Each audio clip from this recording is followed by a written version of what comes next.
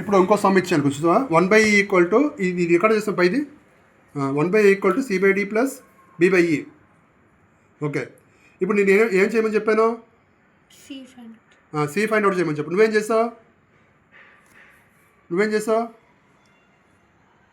చేసావంటే చెప్పు, c/d తీసేసి 1/a ప్లస్ b/e రాసావు. తప్పు కదా అది?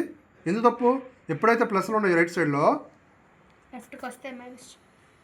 మైనస్ చేయాలి, లెఫ్ట్ సైడ్కి వస్తే మైనస్ అవుతుంది. అర్థమైందా? ఓకే, అప్పుడు ఏం చేసావు? ఇప్పుడు డి మూవ్ చేసి వచ్చా?